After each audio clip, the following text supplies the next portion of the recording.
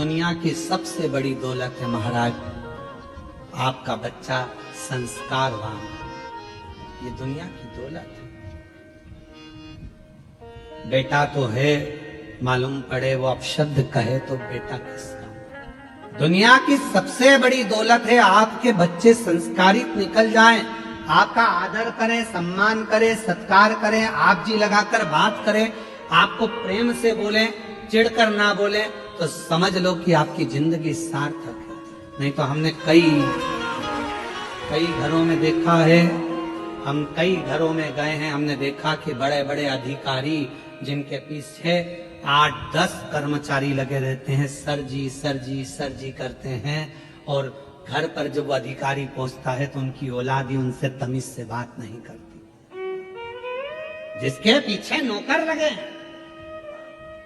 जिसके पीछे 8-10 कर्मचारी लगे हैं, सर सर सर सर कर बात कर रहे हैं, आप जी लगा कर बात कर रहे हैं, और वही अधिकारी जब अपने घर में पहुंचता है तो उसको सम्मान के शब्द उसकी औलाद से नहीं मिलते। औलाद से तो किस काम का तुम्हारा कमाना और किस काम का तुम्हारा अधिकारी बनना। बच्चों को सबसे जरूरी है संस्कार देना। आज के जमाने में बहुत सी चीजें ऐसी हैं जो जिंदगी में बहुत ध्यान देने वाली बात है। बेटा बेटी में अच्छे संस्कार हो, बच्चों का अच्छी जगह विवाह हो। बेटी का विवाह तो फिर भी चल जाता है कि बेटी को विदा कर दिया, पर सबसे ज्यादा टेंशन बेटे की विवाह की रहती है कि बेटी तो चली जाएगी, हमारे घर के संस्कार जो हमने दिए हैं वो लेकर जाएगी, पर हमारे यहाँ जो आएगी जगदम्बा वो कैसी आएगी, ये भरोसा, इसका भरोसा कैसे कर सकते। हमने तो अपनी बेटी को जो संस्कार दिया वो लेकर जाएगी। हमारी बेटी ऑफिस से आती है, खुद चाय बनाती है, कॉफी बनाती है, देती है, पापा मम्मी लाओ मैं कर दूं, लाओ पापा मैं कर देती हूँ, पापा आज लेट क्यों हो गए, मम्मी आज ऐसा क्यों हो गया। हमारी बेटी में तो इतने संस्कार है, पर कौन सी बेटी हमारे बेटे के लिए आ रही है, उसमें क्या संस्कार है ये हमको नहीं मालूम, ये हमको नहीं ज्ञात।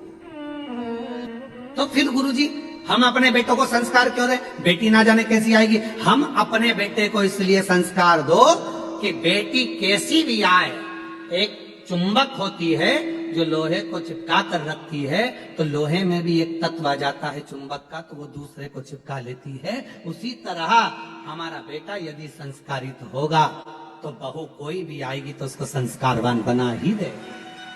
ये उसके अंदर संस्कार।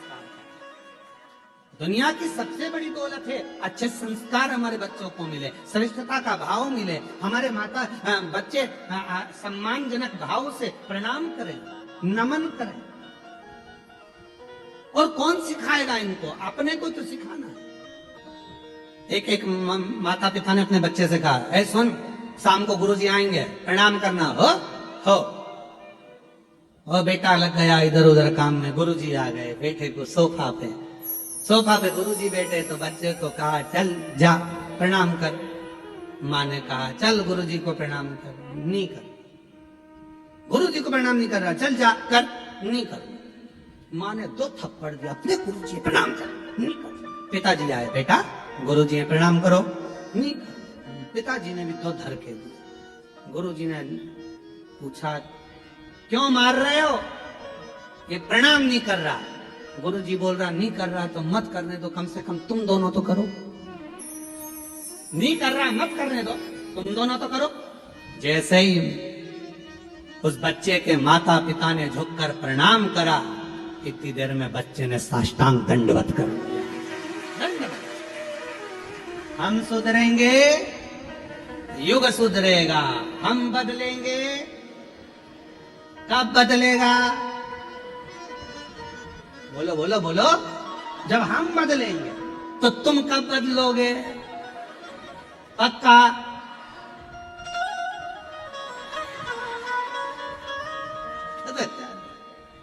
बहुत जरूरी है तुम्हारा बदलना भाई, अपना बदलना बहुत जरूरी है महाराज। बदलाव जिंदगी का नियम है, और हम भोलेनाथ कृपा करना, इन सबके हृदय को जरूर ऐसा भाव रखना कि ये अपने बच्चों को अच्छा संस्कार, और इनके बच्चों को भी भगवान ऐसी कृपा करना शंकर जी जो इनकी सेवा करे, आदर करें, सम्मान करें, सत्कार करें, इनके चरण छुएं। ऐसे संस्कार इनके बच्चों को दीजिए। मेरे बाबा देव पर ये संस्कार, ऐसी कृपा करो करुणा सागर, ऐसी दया करो मेरे शंकर कि इन सब के बच्चे, जितने आस्था चैनल पर कथा सुन रहे हैं, जितने ऑनलाइन कथा सुन रहे हैं, जितने फेसबुक यूट्यूब पर कथा सुन रहे हैं और जितने पंडाल में बैठकर कथा सुन रहे हैं, इन सब के बच्चे अपने माता पिता का आदर करें, सम्मान करें, सत्कार करें और उनके चरणों को नमन करें। बहुत जरूरी आदर, संस्कार बहुत जरूरी।